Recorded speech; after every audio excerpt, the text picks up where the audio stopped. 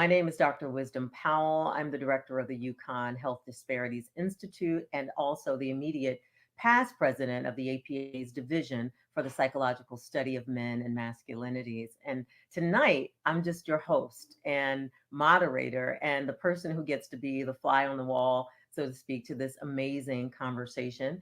I'll be guiding us through what I hope will be an incredible conversation about the episodes 3 and 4 of David Makes Man. As many of you know, David Makes Man is a series that was produced on OWN, and it features it tells a story actually of David, who's the main character, and his coming of age.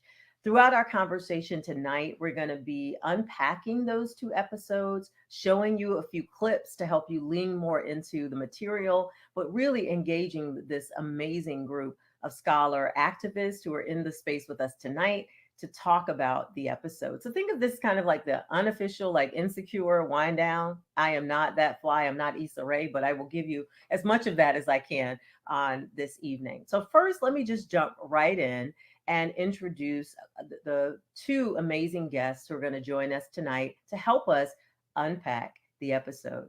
First is Dr. Jackie Mattis, who's the Dean of Rutgers University Newark School of Arts and Sciences.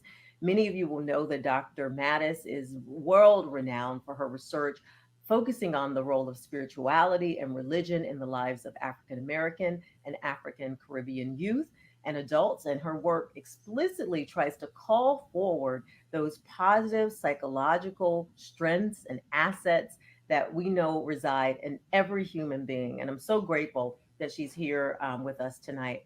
And next, we're inviting to our virtual room Dr. Jonathan Lasseter, who's a polymath who utilizes psychology, writing, and dance. I love that left brain, right brain thing that's happening to help others heal and thrive. He's also an award winning co editor of Black LGBT Health in the United States, the intersection of race, gender, and sexual orientation. Welcome to you both. It's such a blessing to have you here with us this evening.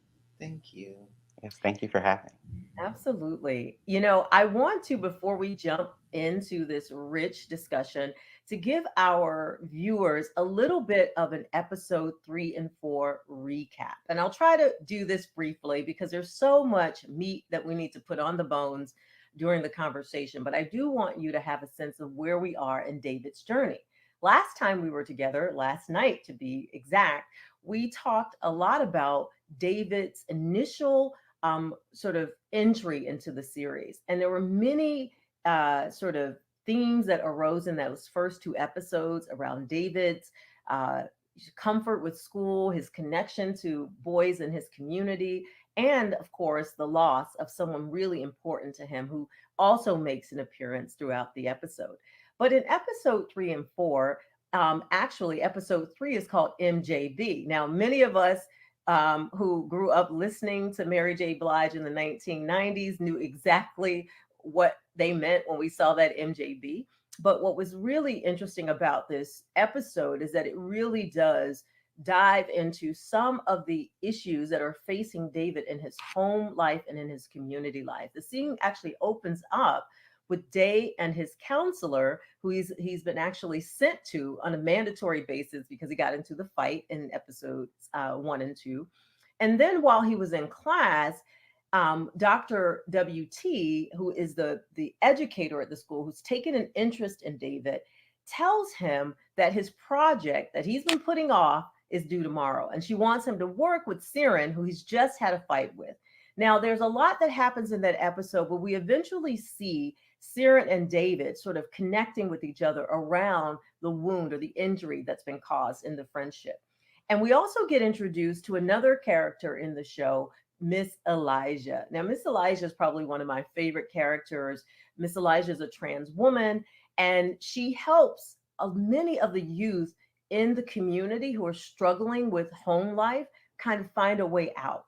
It's a really sort of positive and powerful role and character in the show. But what's even more impressive is the way that the story unpacks sort of the gender fluidity that exists in our communities, but does so in such a beautiful and respectful manner. And then we go to episode 4, which is called Gloria. And in that episode, we learn so much more about David's mom, Gloria, and her own struggles. And it really helps to contextualize a lot of what is happening in David's life. To know Gloria is to know David, and to know David's journey is to understand that the relationship that he and his mother share are all wrapped up in a history of violence, but also a lot of love. So I'm going to leave it there because I want our viewers to kind of get a sense of the episode from our conversation. And so to get us started, why don't we dive into one of the scenes that I think helps us really understand a lot about what happens in this episode. This is a scene where David is talking about his fight with Siren to his mandated therapist in the school. Let's take a look.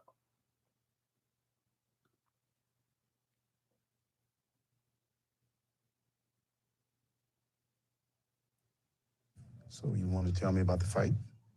Yes, I'm really sorry. It says here that you didn't hit Seren. Saren, and I didn't. I would have knocked his corny ass out. David, Yes, you didn't hit him, but but I provoked him. says that you told the principal so right here. Yes. So always tell the truth? This nigga. You always tell the truth? Says here that something. Calm his ass out. Told his ass stop fronting like his life was all good. Knowing full well his life is fucked up his mind.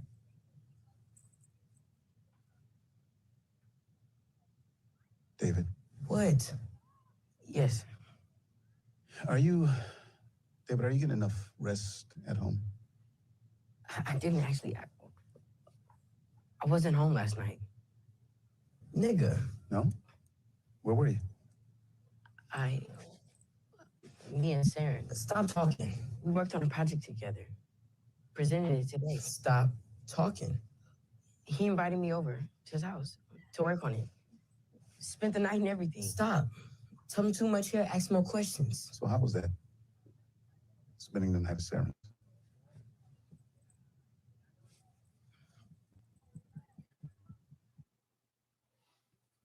Wow, what a powerful, powerful scene. And I'm sure the viewers and those who watched the season know that in this scene, there are 3 Davids. And I couldn't help but zero in on that, not just as a thematic or a directorial decision, but it also is reminiscence of the triple consciousness, right? That we talk about a lot, that, Black and brown boys and men, women and girls often have to sort of split themselves, to fit in all these places. And here you see David in the room with a therapist whom he's trying to make a connection with, he thinks, but he's also trying to skirt around some of the more difficult conversation topics. And this therapist, astute as he is picking up on that and is noticing something about the way David is presenting himself. I want to start there and talk a little bit about the therapeutic alliance that we have to sometimes build from places that don't necessarily always start from trust, right? Like, so David is skeptical, right? He's going to this therapist because he has to, but he's really also trying to self-censor in the moment. But I think finding it difficult because there's so much that he's grappling with that he wants to share, but he's trying to figure out, I think, if this is a safe or brave space for him to do that.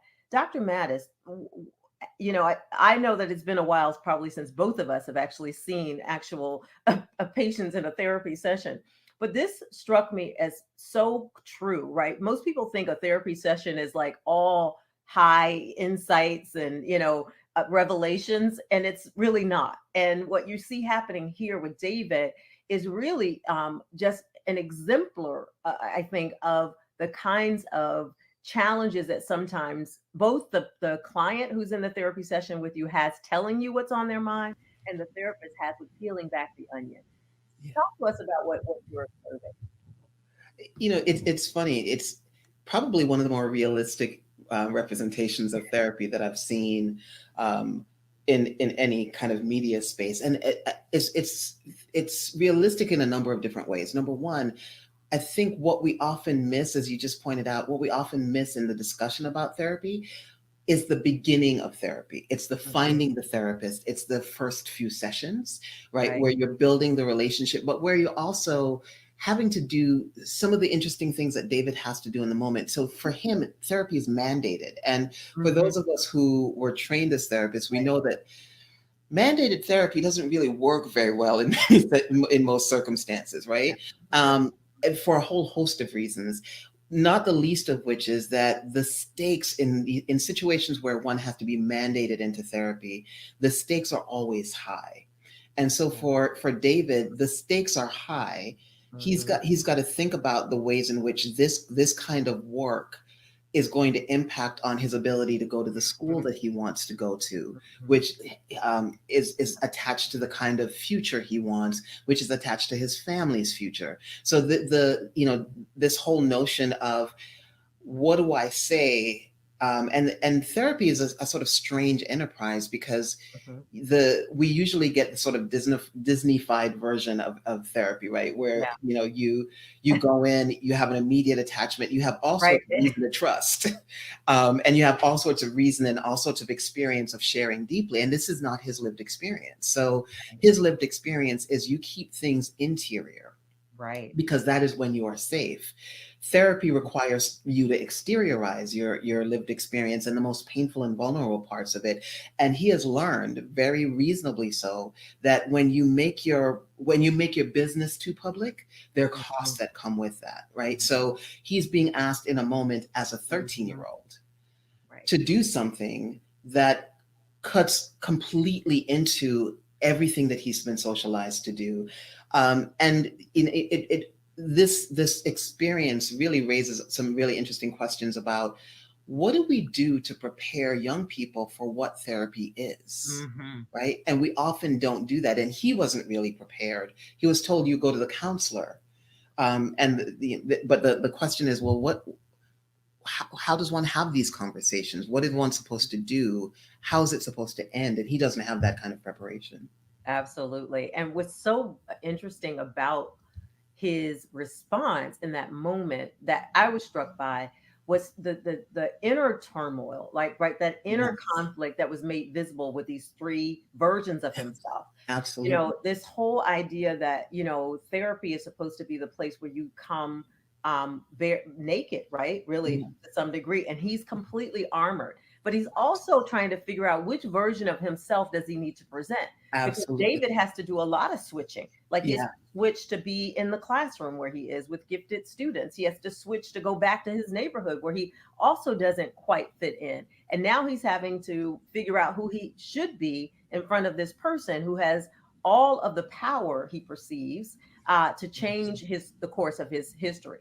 He said something really profound, but like so age appropriate. He was like, I'm just trying to get him to, so he can tell Dr. WT that I'm gifted and that I deserve to go to her. So this whole idea, he's like, he's running a little bit of game here, right? Like, or trying to, but because his authentic self keeps pushing through, he can't fully cover who he is. Yeah. Which I think is a metaphor for David in general. Yeah. I think that armoring up for him is particularly hard. Now, we've all been in rooms with people who don't find it difficult at all to armor.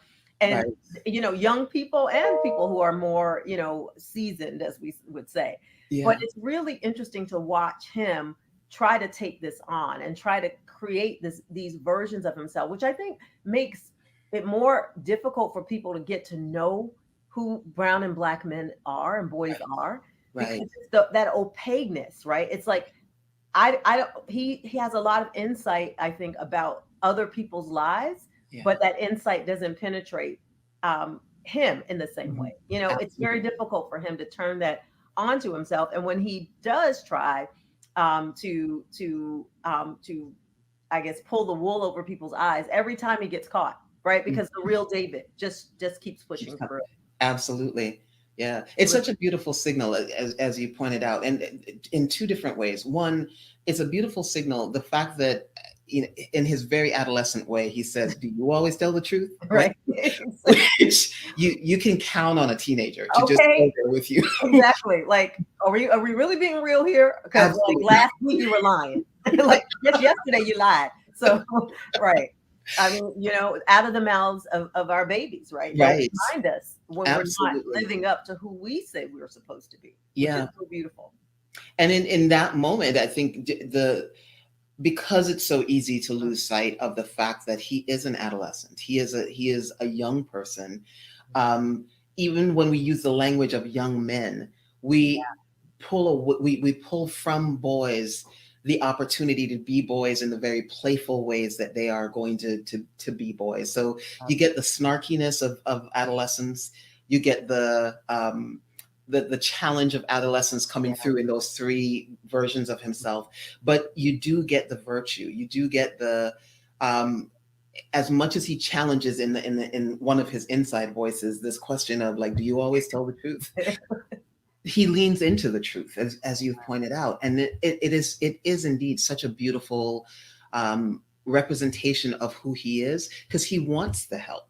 Absolutely. Right. But in a world where we don't get prepared for how to ask for help or how to receive help, the idea that is sort of normal, that one should do this kind of work again with a stranger is a very, very odd thing. And I think we've normalized these processes so much because we normalize a sort of middle class access to therapy and a middle class use of therapy, that we completely forget that therapy as it is done in our culture is a strange enterprise. It really is very, very odd. And so you should have those three parts of you, in part because you've got to be safe, right? And how do you know you're safe with this man? You don't know him. Absolutely. And David has found in his life, that the sense of safety is precarious. Like, it is. So even when he thinks he can trust someone, or when people think they can trust him, he's noticing himself also not being able to hold up that end of the bargain, so to speak, right? Like it's really hard for him. And so, as we learn in this session, he has spent the night with Siren. Now, Siren and he, as we learned from last night's conversation, had a fight. Yeah. And they didn't have a fight because they didn't love each other or care about each other. It's actually one of those love tap moments. Remember when you were in school as a child and a little boy would run around and he would like hit you or push you or be aggressive? I always thought it was problematic that people said, well, that's because he likes you. And I'm thinking, love doesn't hurt, but regardless, it's a little bit of that happening, right? Like it's sort of like, there's the male bravado piece, there's the woundedness. And then I think what we learned in this episode, Jackie, is that Siren to David represents something more than what he has, right? Yeah. When he goes to his house, right? So Siren and him have to do this project together. Dr. WT has said in her brilliance, oh, you're going to work with the person you were fighting with. So in many ways, she saw the rupture in that friendship, but she also saw the value in it. So she was able to sort of push them back together, so to speak, in this for this project. And so he has to humble himself, right? Like he's had a fight, but now he has to ask for help, which gets me back to a really important point that you made around help seeking and how clumsily we do that, right? Adults do it clumsily, right? Like we will often skirt over the need for help, but act it out in other ways. So if young people are watching this and they think that elders have it all together, no, we do the same thing. It just looks a little bit more sophisticated because we're older, right? But essentially, asking for help is so difficult. And what I saw in this episode, this combination of episodes, was David's clumsy attempts to ask for help. So he first tries it with Siren, and Siren says, we can't do this project without Marissa. Like, we need Marissa here. Like, we need to ask her for her input because she can sing the parts that they were trying to do this performance for the presentation, and she has the vocal chops. We need to invite her. And so David is like, why do we have to tell? Who else do we have to tell? So he's run out of like help seeking asks. Like he's reached his limit. But he realizes he needs Marissa. So I want us to take a look at that scene where David asks Marissa to help him with this presentation, because I think that there's so much that we can learn about the challenges and the barriers to help seeking among our boys by watching this clip. Let's watch together. Asking me all these questions like I'm 50 Cent. Oh, You think she ever gonna let us talk? Well, maybe if we ask nicely. all right, so let's go. Wait, aren't we gonna practice my project? No, I have a science lab I have to prep for. And besides, Sam told me, I get it. You get it. Hey, girl. Hey, boy, I get it. I know the song. I mean, who doesn't know your child by Mary J. Blige? That'd be sacrilege. Sacro what? How you all stay in the gifted program? I do not know. Marissa, okay, let me just run it one time.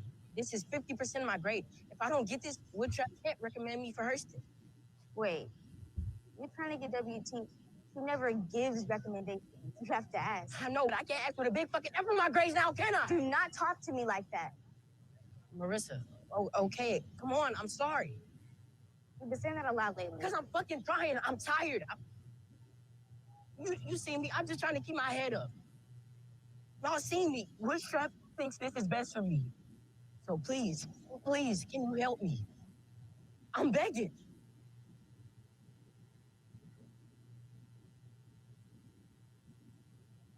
I'm begging. That's so powerful.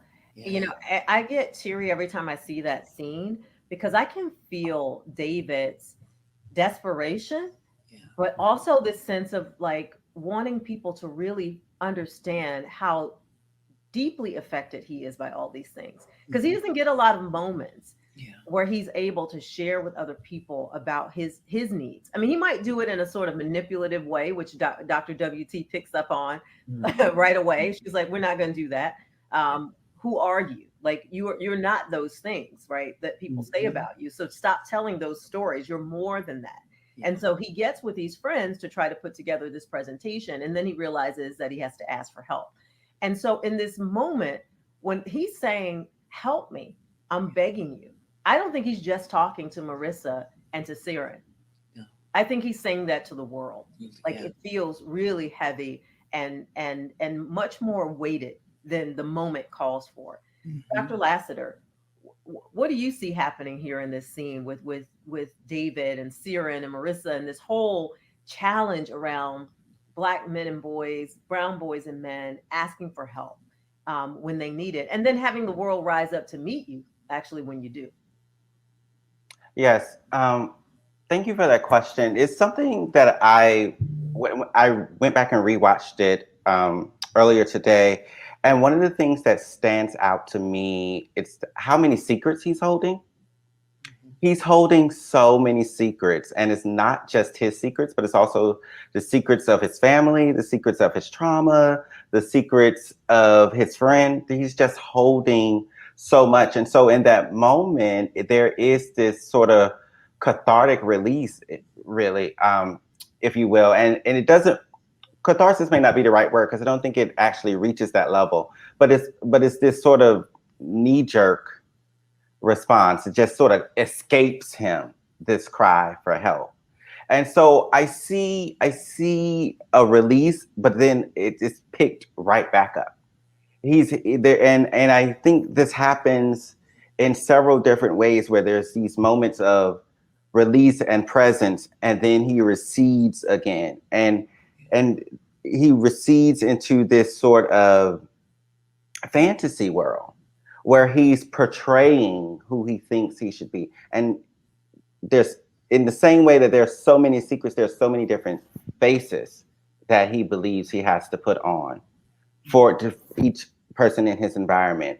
And you're right, the environment is not meeting him. The environment is not helping him. The environment does not understand the extreme pressure that he is under, the extreme weight that he is carrying around. Again, not just for himself, but his entire family. It's so profound, right, to watch him negotiate all of that. And in this scene where he actually gets to tell his story, there is a moment between him and Dr. WT that happens. She doesn't say, great job, Right. right? But she obviously is moved by it. And I was trying to like get in there to figure out because Dr. WT has very high standards for David. And she will not let him um, utilize his pain for glorification or for attention. She wants him to be intentional about telling his story, about controlling his own narrative and not letting other people tell his story or add in context. And yet, in this moment, she withheld praise for his presentation. So, how do we make sense of that, Jackie? Yeah. I struggled with that scene in a number of ways, in part because there's a part of me that wanted to be in Dr. WT's position to recognize how important it was for David to be reinforced in that moment, right? To just get beyond the very curt good job, to get I'm proud of you, I see you, and she dismisses him. So she not only doesn't acknowledge him, but she dismisses him. And you can see him have this moment where he was approaching her and very painfully, he exits, not knowing what to make of it. And then he tries to process that later on.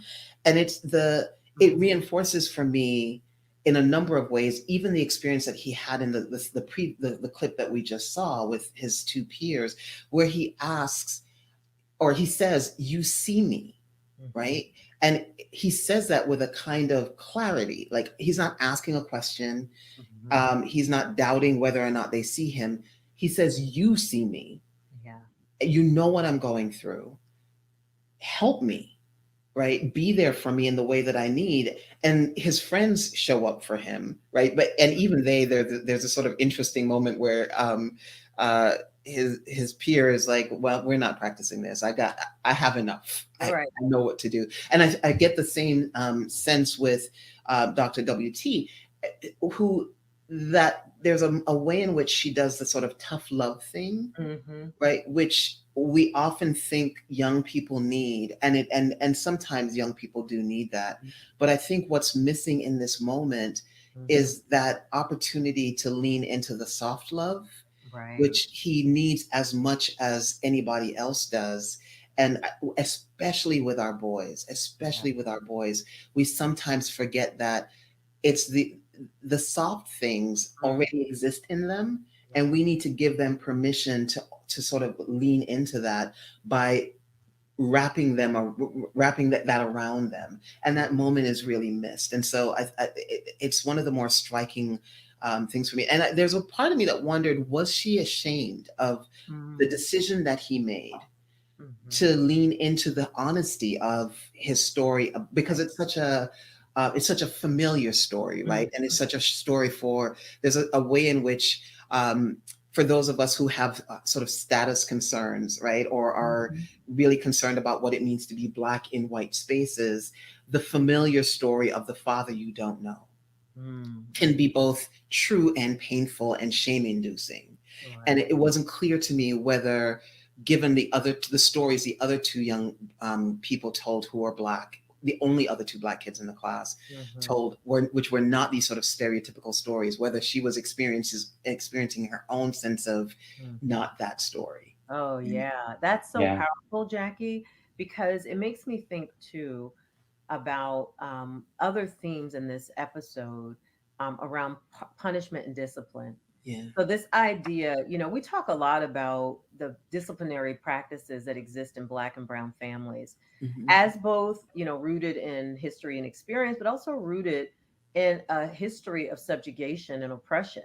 The lashes that we administer to our children are not unlike the lashes of overseers and other, folks who are in enslaved societies who had power over Black and Brown bodies. So the fact that we've continued those practices, for me, is problematic if we don't really understand why we're using them, and and don't have the discernment, as we're lifting up here, of knowing when those approaches are not necessary.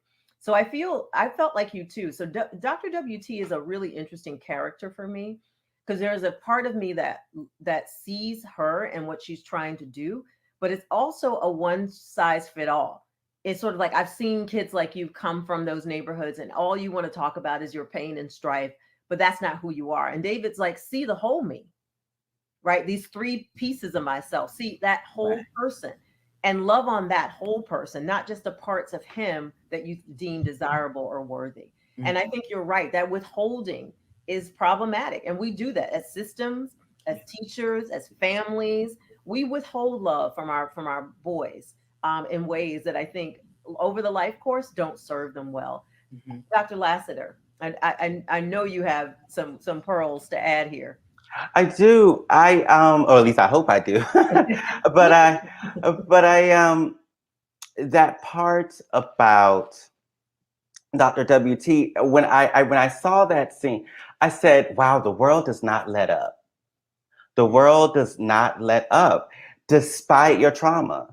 And for Black people in general and Black boys in particular, they're holding a lot of trauma. As I said, there's the family stuff, there's the school stuff, there's the drugs, gang violence stuff. There's so much that he's holding, and he's still expected to show up. He's still expected to be excellent, not just good, excellent. Right? And so many people have a particular way that they want him to be. And so when I saw that, I was like, that has to be exhausting. It has to be exhausting. And Dr. Mattis, you talked about that soft love, and I love that particular terming, the way you termed that, because I think about that when it comes to men and boys, and because there are many ways in which men and boys, particularly Black men and boys, are sort of villainized for not showing that. And then when they do show it, right, it's not reinforced. It's usually it's usually pathologized or made into a negative. And so I hear a lot of my peers who are Black women like, oh, why doesn't my partner be more emotionally expressive, right? And I'm like, well, how do you respond when he is emotionally expressive, right? And so it's that sort of thing. And he's not giving examples of what that looks like. He's not giving examples of what that looks like. And even that therapist, I found myself wanting in Dr. Reed. I was just like, model something for this young boy. Like, model emotional vulnerability. I know earlier, before my internet cut out, you were talking about that therapeutic relationship. And I was struck by that power dynamic, right? When we go into a therapeutic relationship with that sort of mistrust, or like, whoa, what's going to happen here, right? It's our job as the therapist to throw all that stuff out and just get right in there and be 101, be a human being. And he wasn't doing any of that. Yeah.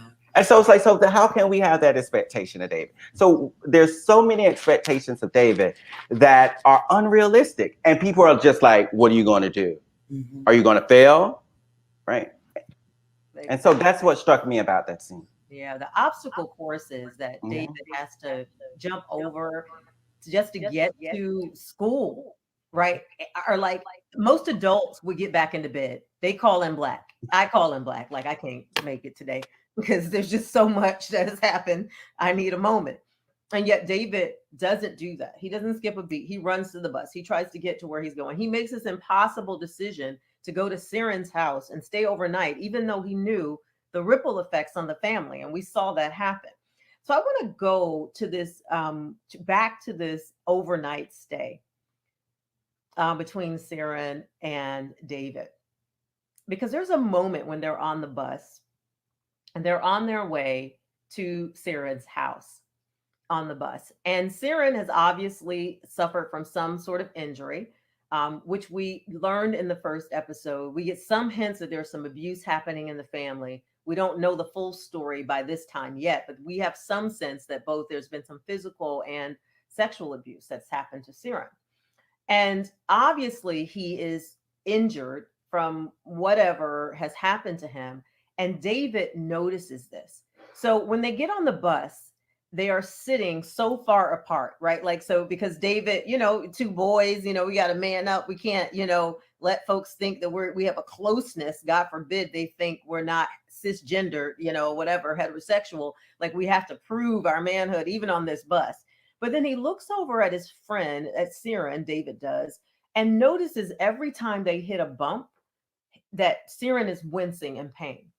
And so David looks over at him and he makes the decision in that moment to forego all those rules and sanctions around masculinities that say men shouldn't form close physical contact with another man, lest he be presumed gay or otherwise, right?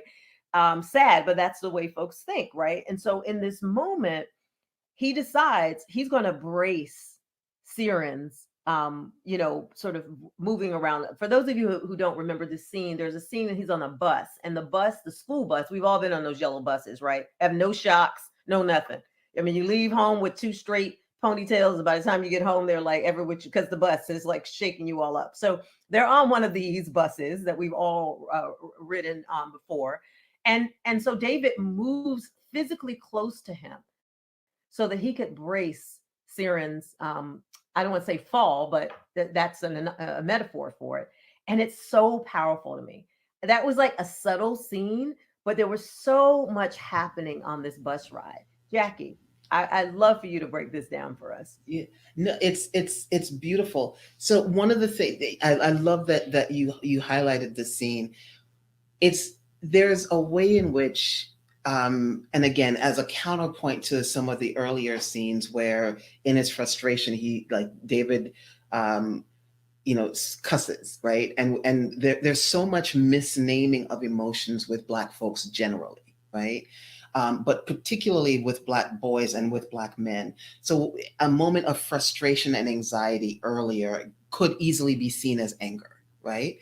In this moment, and you see it in his body, and I love the way in which his character's body becomes such an expressive space throughout the whole, not just this episode, but all throughout the series.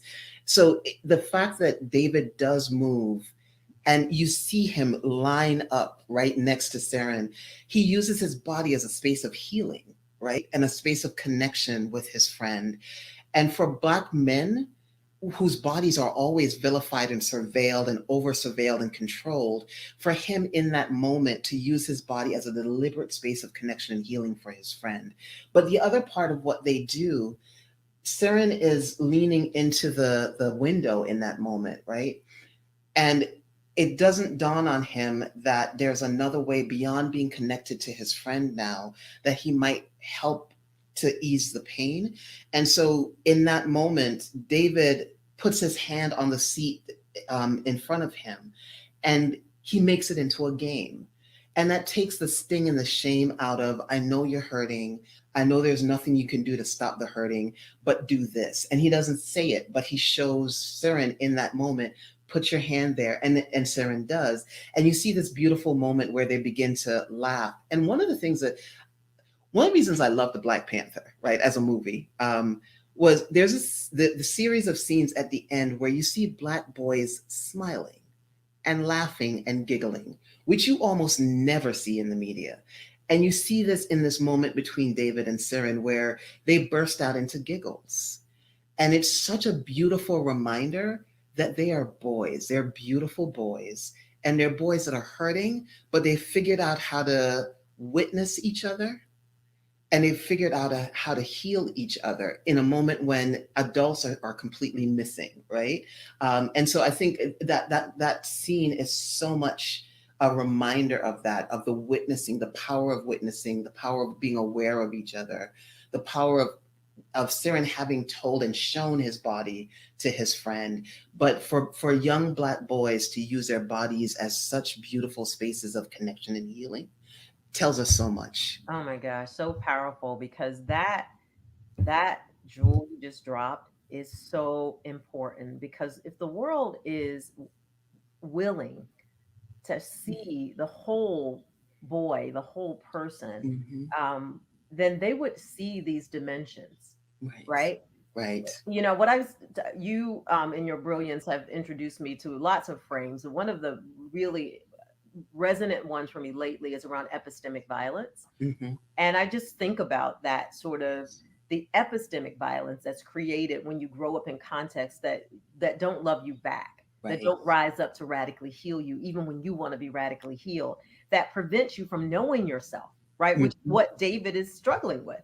This Absolutely. is a metaphor, a huge metaphor for what epistemic violence does to individuals and communities, and particularly in the case of Siren and David. And so, Jonathan, I want to go fast forward a little bit to when Siren is at the house with David at his home. And David walks in and he says, "Man, well, you made it." Well, he uses the N word, which I just refuse to.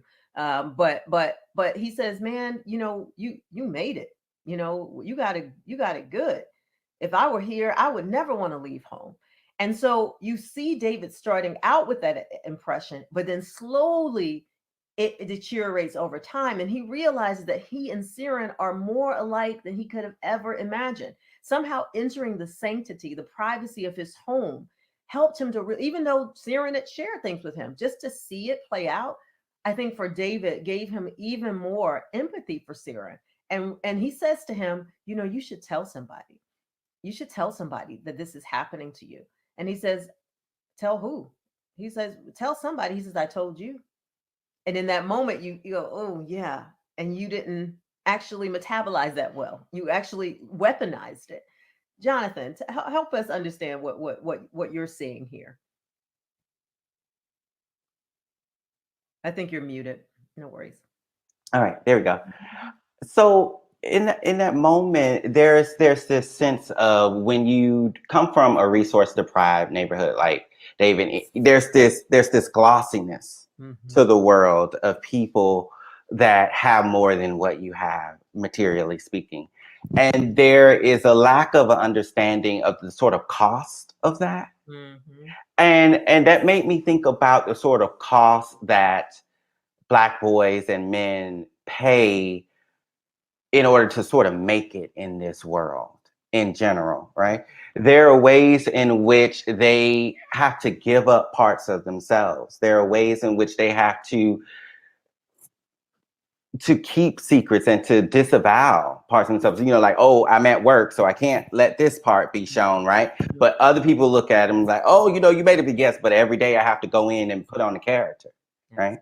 The same, and we see David doing that. So there's this glossiness there that he's connecting to, but there's such a high price to that for Siren.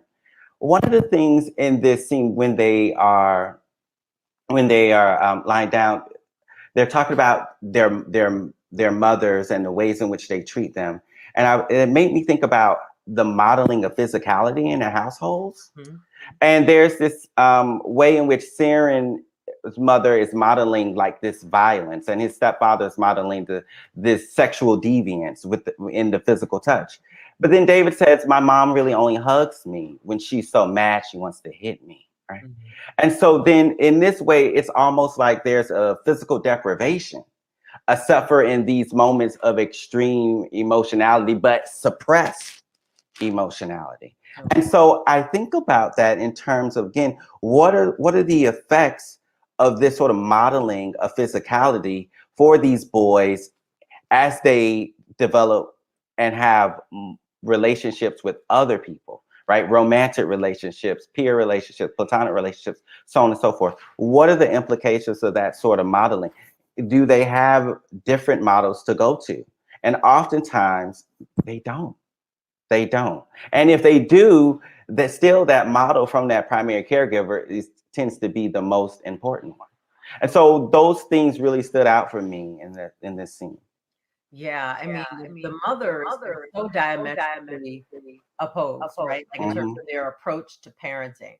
So you see mhm, Gloria, the mother, the single mom who was a teen mom, and we learn more about her in episode 4, which we're going to move into now, where we get to hear more about and learn more about how Gloria became, what was her becoming story.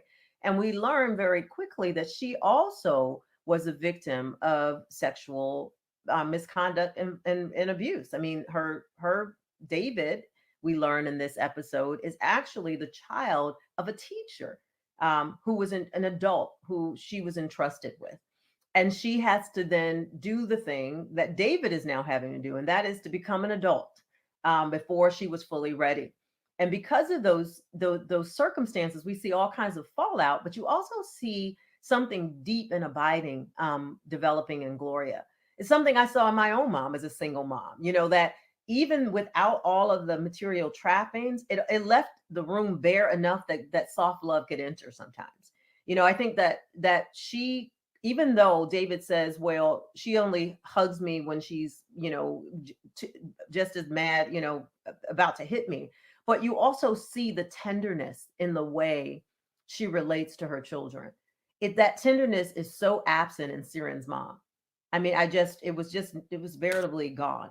And so we enter into episode 4, and we are learning more about how Gloria lives, works, and tries to make the best life for her children despite the economic circumstances. Let's go to a clip where Gloria is now at work and she's had an injury. And this injury actually sets in motion a series of events that will happen later. So I think it's really important for us to take a look. Let's watch together.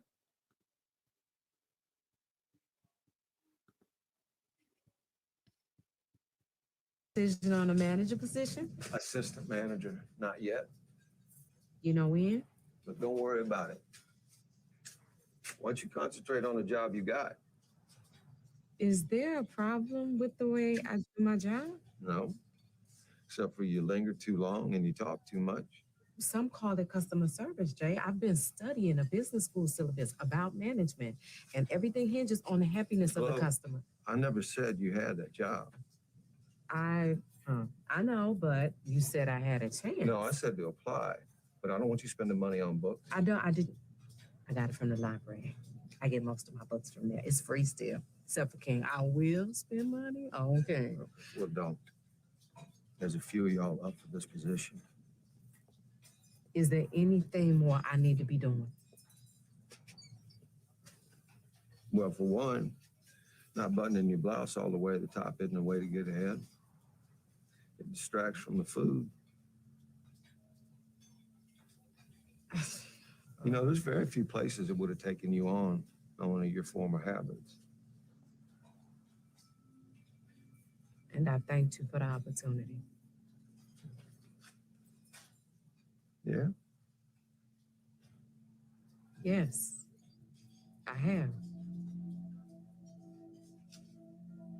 Natives are getting restless.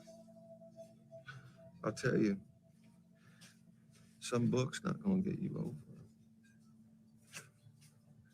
So, Say, I need to get back to work. what you say?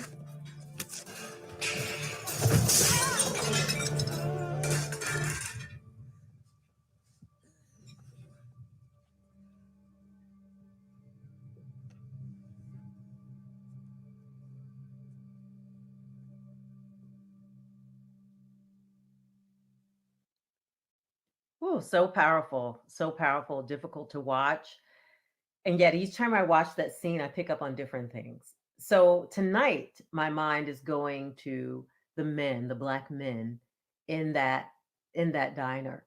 So often we present Black men as if they're nihilistic,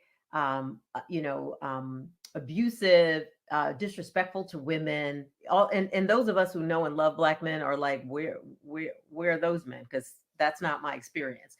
But at the same time, you see in this scene, it's easy to focus on the abusive, employer, because that's so typical, stereotypical, in fact. But what was even more beautiful were the ways that the Black men rushed to her aid and took care of her in the midst of all of that, which I thought was so powerful as another added layer of narrative around the ways in which Black men and boys live, love, and care about those around them. Jackie, talk to us about this scene. Yeah. It's the subversive ways that men insert themselves in moments when others can be hurt, right? So for her coworker to make a simple statement, right? Just the natives are getting restless.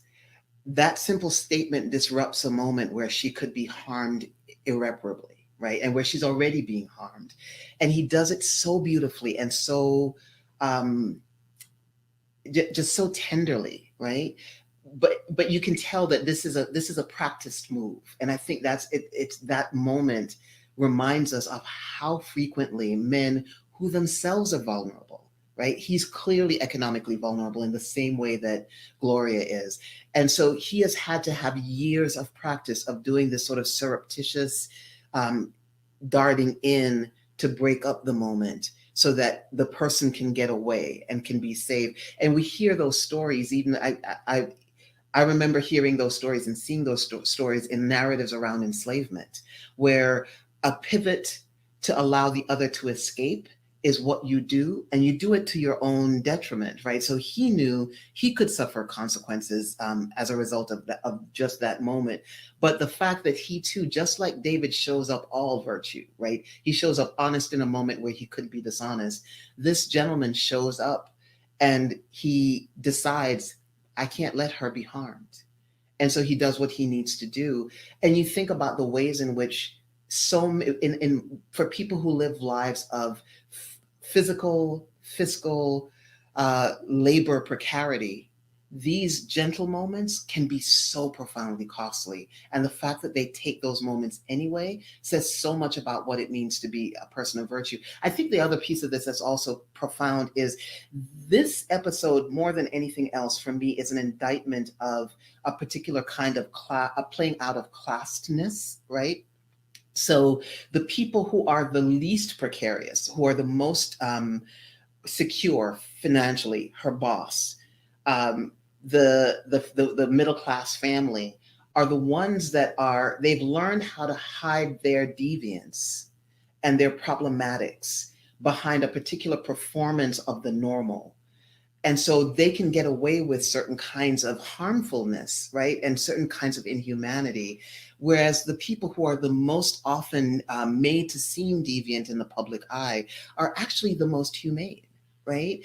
And so I think there's this really interesting way in which we get these indictments of, again, class, and class narratives, not classed people, but class narratives, but also the structures that represent those class narratives. And I think it's just profoundly powerful. It's beautiful because it also really aligns well with what David and Siren are also observing, right? So he's saying, you guys haven't made, like, I wouldn't live, if I wouldn't leave here. And yet he's seeing all of the pathology that's hidden behind class.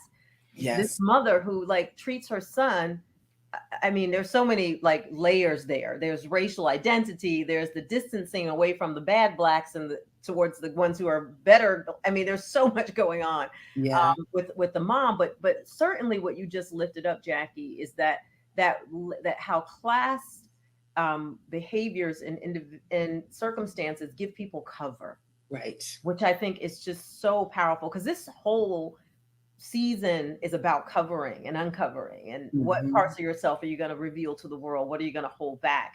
And we learned from this episode a little bit more about Gloria's struggle with addiction. Like, we get a hint of it, but we see it play out really palatably as she is suffering from pain and having to make that decision. Am I going to take medicine that will give me relief, or run the risk of like falling back into a pattern of addiction that I know is hard for my family, and makes it, I mean, the fact that she can make that decision when her back is against the wall, and people make those decisions every day when they're not, like, it says a lot about her character, which again gets back to this, the pathologizing of poverty. Some of the most beautiful, amazing people are people who were sprung from the dirt, right, and the clay, right? Like, because they know what it's like to be there. Jonathan, what would you like to add? Yes, I'm thinking about that, the pathologizing and poverty, because what plays out in this episode for me, and what really starts in this scene, is the betrayal of the systems. The betrayal of the systems for Gloria, and for Elijah and Star as well. But thinking about the ways in which her boss is really betraying her, right? She's working and talking as fast as she can. She's doing a lot of amazing things in that diner, Yes. and gets no appreciation for it, right? But she's preyed upon. And then I'm also thinking about that Job Corps scene where Elijah says, you got your job, you don't care about the rest of us. And then not only is there a class distinction there, but there's also this distinction between sort of a queer expression of sexuality and this sort of cis normative expression, right? And he says, "Oh, you're not like me." There's this distinction here, and in this way, there's a betrayal of the system there. There's also the ways in which the system, as embodied by the pharmacist, betrays Gloria, right? Where it's like, oh, for a fee, you don't need an ID. Take this card. Again, so there's this sense that that this pharmacist does this all the time and preys on these very vulnerable people in order to make a few bucks on the side. This pharmacist doesn't really care about the well-being of Gloria or anyone else that comes in there, right? But he's able to sort of clock that vulnerability and seizes on it. And so there's betrayal by these systems, and there's this way in which vulnerability is not cared for, but instead exploited. Wow, that is so powerful, because I think that that's what David is guarding against. He sees that. He has a lot of clairvoyance around that, perhaps because of his circumstances and how he's grown up. Like I would say, hypervigilance is a evolutionary adaptation to threat, right? Like people become vigilant because they have had to do that to survive. And so David has learned to read people in that way, and he's figured out that vulnerability doesn't lead anyone to any place he wants to be. Like he hasn't found yet vulnerability to bring him anything joyful. And in this moment, what we're seeing is, a woman who obviously has a lot of pride and cares about her children and herself, begging this man who assaulted her to give her back her job. Like that moment for me, I was angry. I was crying. I was just like, she's trying so hard to get out of those circumstances, and yet keeps hitting, so many blocked opportunities. And so Miss Elijah, who I absolutely love, y'all know I've said that before, but it's also because of the narrative. The prose that was written for this character is so amazing, and the things she says and the ways she helps people in the community. It helps us realize how much we have to learn about gender fluidity and the power it brings to our villages, right? Like the fact that we have folks who can be go-betweens, right? Like who actually understand the dynamics of femininity and masculinity, and has figured out how to do the very thing I think the divine wants us to do, which is to integrate all that into one person. So Miss Elijah is the embodiment of so many things that everybody needs in the community, and they don't even really realize it. Some of the things they need from her are not healthy, but they also have. She is a bridge builder for this community. And as you see her with Star, going out and presenting herself in a way that I'm sure is not like how she wants to present. Like she's a trans woman, so she doesn't want to go out looking like a man, like dressed in male clothing, but she's putting her pride aside in so many ways to support Star and so many other boys, as we'll come to learn later in the series. Last words that we'll have tonight before we move to the Q&A are around Miss Elijah and her presence for David, for Gloria, and for this community. What would you add here? Well, I think, and this is true for Miss Elijah, and it's true for the other women, trans women who we've seen in this series. There's a way in which we are aware, even when we don't see the violence happening to her. We are aware of the violence that she has had to live through and the threat of violence that she's always under, because she will never know when someone is going to take offense at her, the fact that she is a woman, in a way that people will not receive her as a woman, right? And so we're always aware of the threat of violence that she has lived under and the realities of it. she is also in so many ways both a beautiful exemplar of care and compassion and working through pain, but she's also very clearly a woman who has experienced joy and is insistent on living joy, embodied joy. So the moment when she's going out to the uh, to To the to the ball. party and to the ball, and she's preparing herself, and she tries to pull Gloria into a moment of joy in her own moment of pain, but she's very clear. Miss Elijah is very clear about her beauty, right? She's very clear about what it means for her to be a woman in a way that you can only do when you've had to interrogate your womanness, right? I just love the fact that she is such an exemplar of joy in the against the landscape of pain, and that for me makes her among the many ways in which she's a beautiful character, just a really powerful person in this space. Jonathan.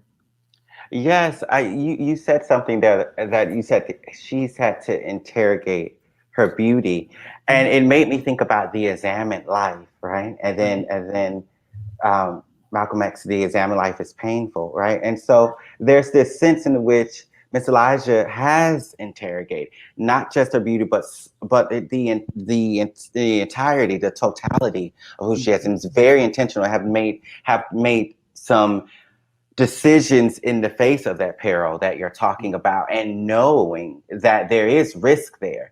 But that's true for any sort of real freedom. Any sort of real actualization requires risk. And the same ways in which Miss Eliza does that sort of self-interrogation, this sort of self-reflection, she's able to spark that in others around her. And that's also one of the gifts. I think about Du Bois's The Gifts of Black Folks, right? That's one of the gifts of Miss Elijah, is that she's able to sort of, because she has done the work and because she is doing the work, she's able to encourage, not challenge, but encourage, motivate, spark this sort of inspiration for others to do their work as well. And it's so hard, but Miss Elijah models that, how to bear that. And she does not reject people when they are unable to do it.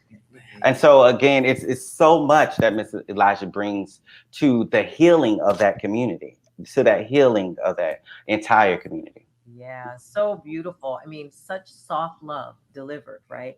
But mixed with a fierceness that she's not playing any games either. No. And so what I love so much about this conversation about Miss Elijah is how much of a metaphoric being she is for the community. And I want all of our listeners and viewers tonight to go back and watch this series with an eye towards Miss Elijah and how she's helping a community negotiate the masculine and feminine energy in that community and transmute it into something different. And in that way stands in stark contrast to Dr. WT, right? Who pushes in a different kind of way, who is rigid, fairly rigid in her expectations about how you need to show up. And Miss Elijah, knowing that the fluidity is what has brought her joy and a sense of belonging, allows people to be whoever they are when they're around her without judgment. And I think so many of our boys and men of color need and deserve that. I can't wait to get, back together with you all again tomorrow night. We're going to continue this conversation.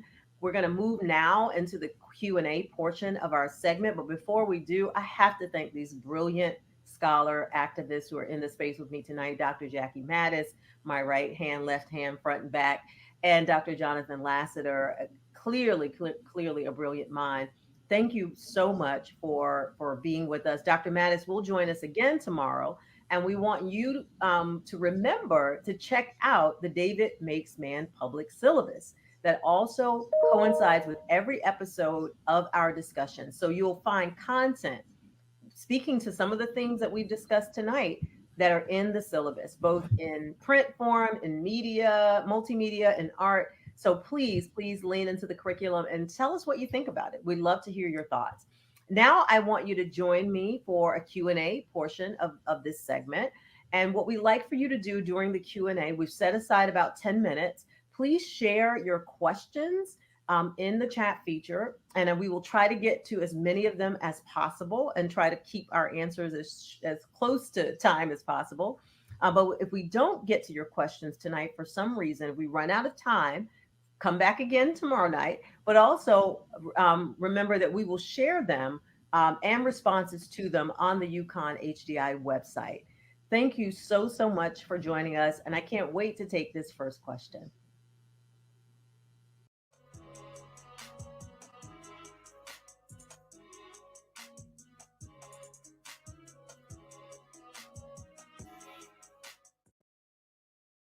Welcome back, y'all. So happy that you decided to join us again tonight for our unpacking of the episodes in season 1 of David Makes Man.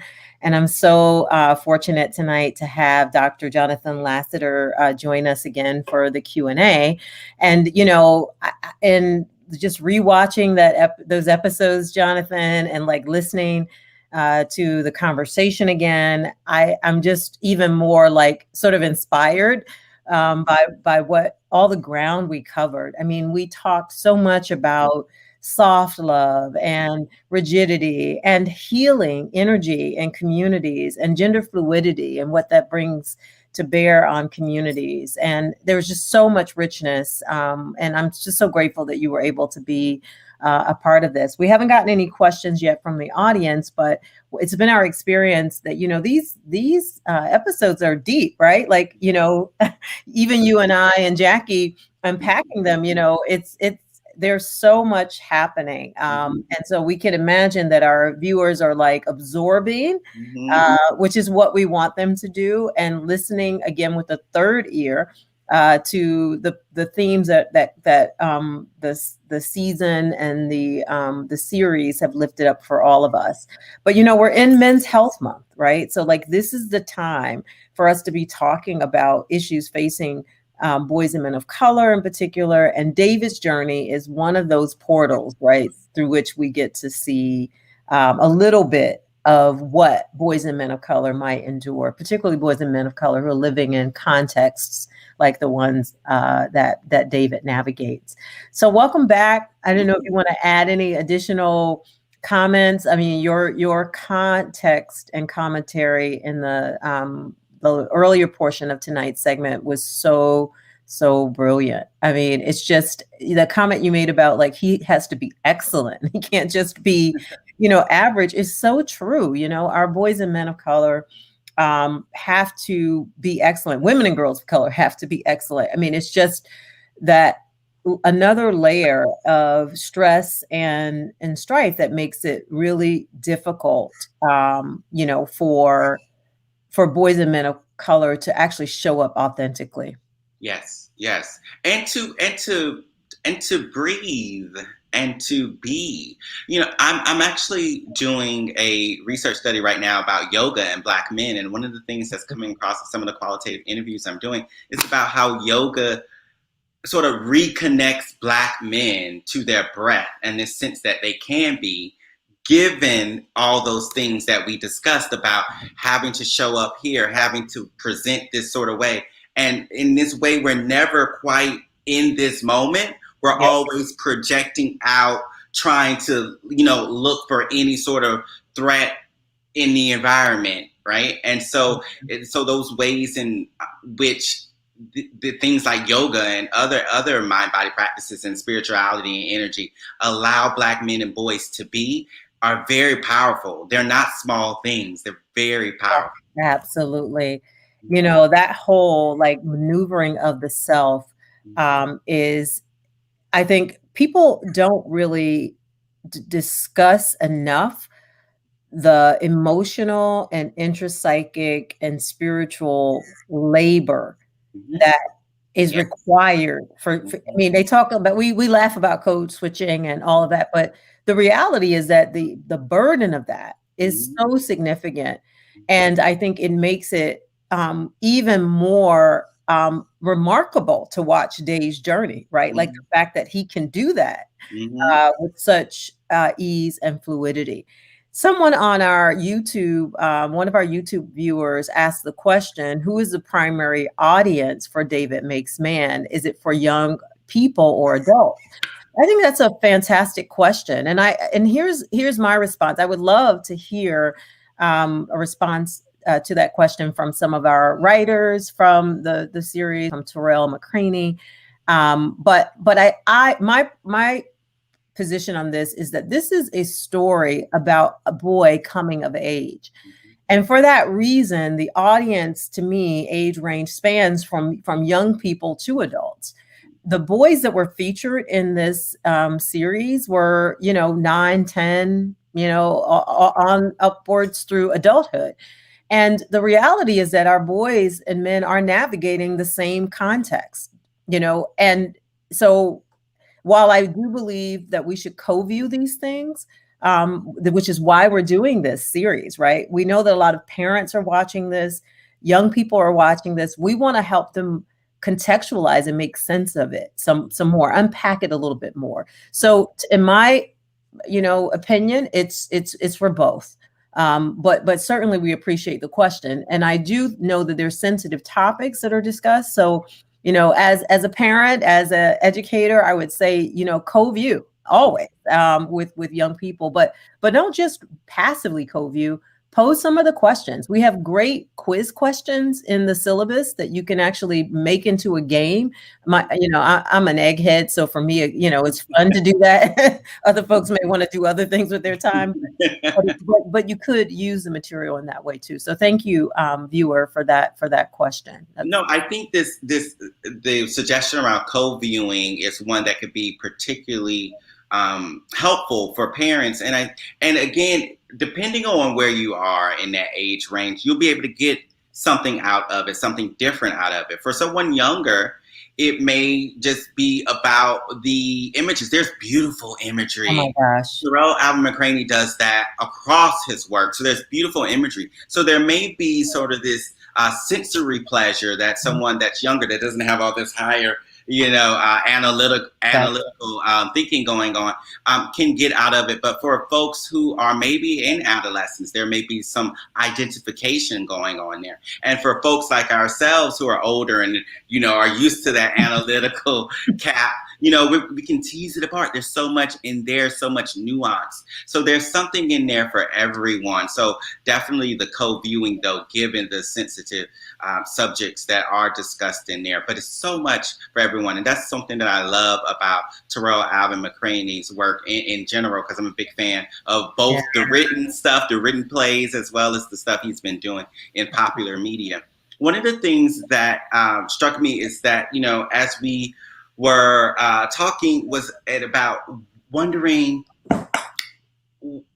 where David is going. There's so much being at, just this emphasis, getting to Hurston. And so in this way, he has the future of his family on his back in a way, right? And I think, the second season, I don't know if you've been seeing advertisements for the second season. I'm so excited. I'm really trying to contain my excitement about season 2, because I'm interested in taking this journey with David and really seeing where this all ends up. And my hope is that we tell, I know this is a complex story, and that's something we argue for all the time in the Boys and Men of Color space, right? That we disrupt single stories, right? Like Chimamanda Ngozi Adichie asked us to, right? And we tell whole stories, which I think Terrell does so beautifully. And so I know it's not going to be a linear, everything turns out great for David kind of story, because that's just not the way it works. But I hope we get to see David triumph in some ways over some of the things that he's confronting in his environment. But I will be watching, I hope many of you will too. Yeah. Yes, I definitely will be too. Yeah. So I want to also, you raised a point, Dr. Lassiter, about the series having something in it for everyone.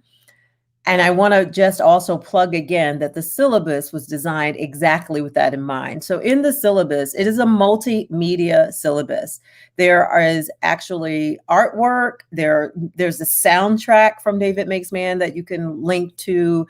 There is poetry. There are clips and quotes from the series. And then there are, for the eggheads like us, there are the articles and the op-ed pieces and things like that. But there's something in there for everyone to help them wrap their heads around some of the content and themes. We thought this season and this series much too rich to let it just be out there without this context. We leapt rather at the chance to create this syllabus. So I hope that folks will take an opportunity to view it and then also take some time to give us some feedback. The link for the syllabus appears on your screen in the bottom, so you can see the Learn More with David Makes Man public syllabus at the tinyurl.com link. So please be sure to tune in.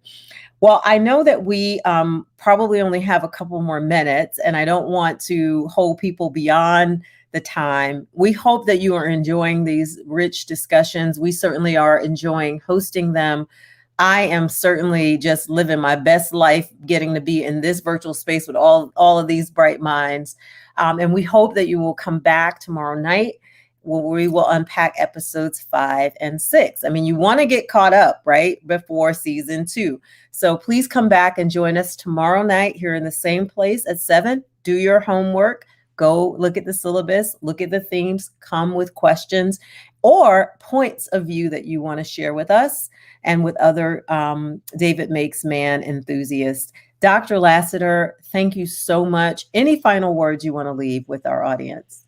No, thank you so much for having me. And I think one of the things that David Makes Man really highlights is the complexity of what it's like to be a Black boy. It is not a one-note experience. And I just want us all to sit with that and think about how the Black boys in our lives may be handling that, especially in this trying time that we find ourselves in today. Absolutely. Beautiful words to end on. So I will not add anything else except I'm deeply appreciative. Have a great night. Can't wait to be with you all again tomorrow night. Take care, everybody.